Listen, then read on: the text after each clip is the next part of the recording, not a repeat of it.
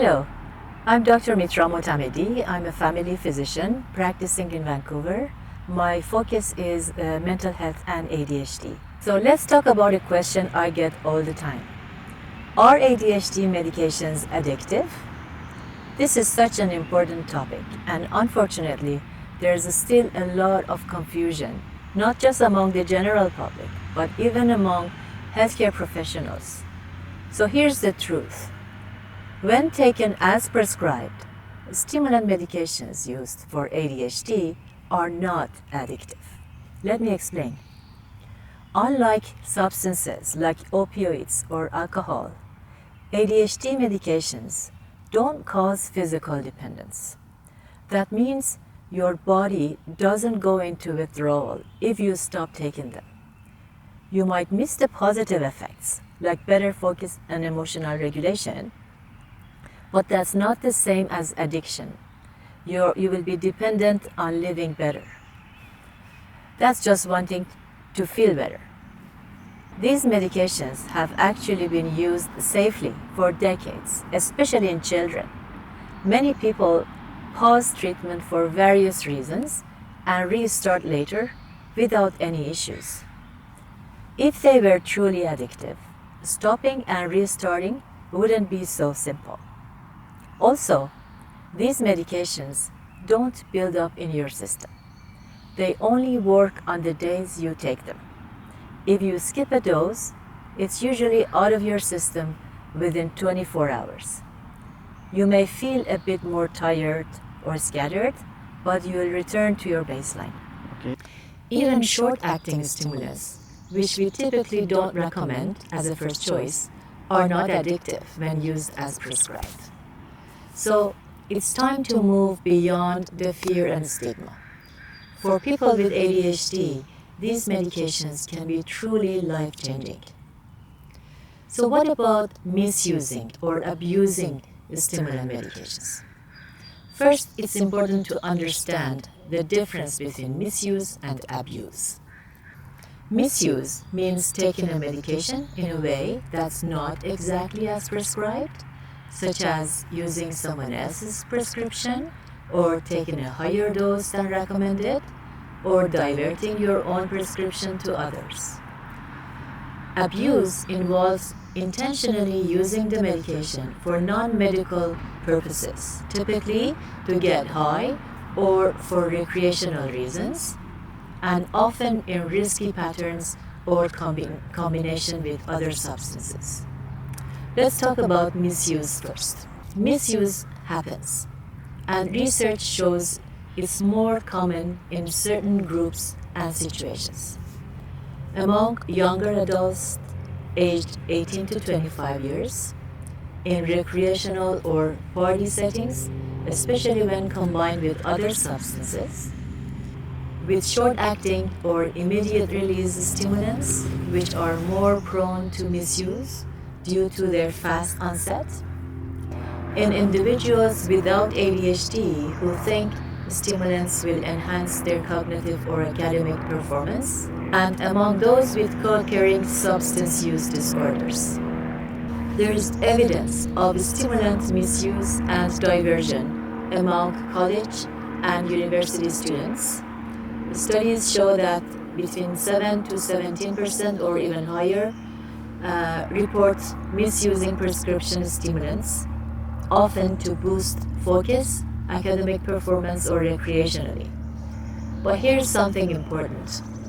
Recent research shows that most non-prescription use of stimulants in students is not for partying, it's for trying to concentrate and get through school. Many are struggling with undiagnosed ADHD and trying to self-treat.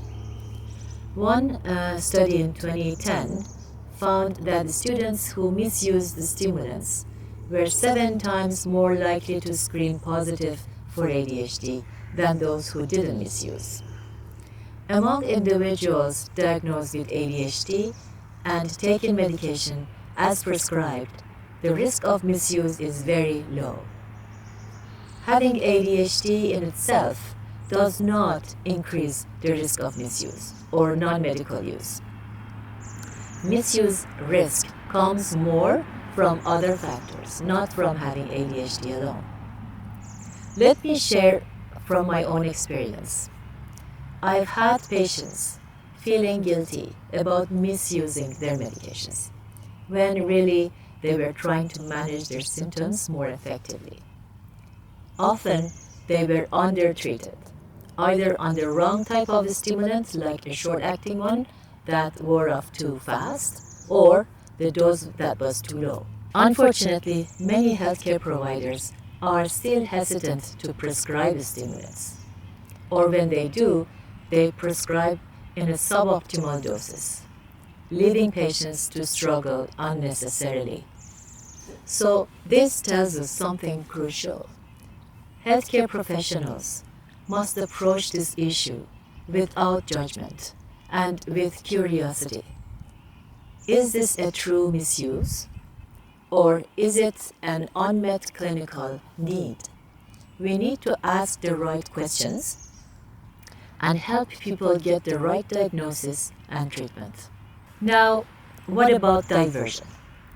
That's when someone shares or gives away their medication. It might seem harmless, like helping a friend focus, but it's actually illegal and potentially dangerous. These medications can cause serious side effects in the wrong hands, like psychosis or cardiovascular complications. We always educate our patients not to share their prescriptions with others.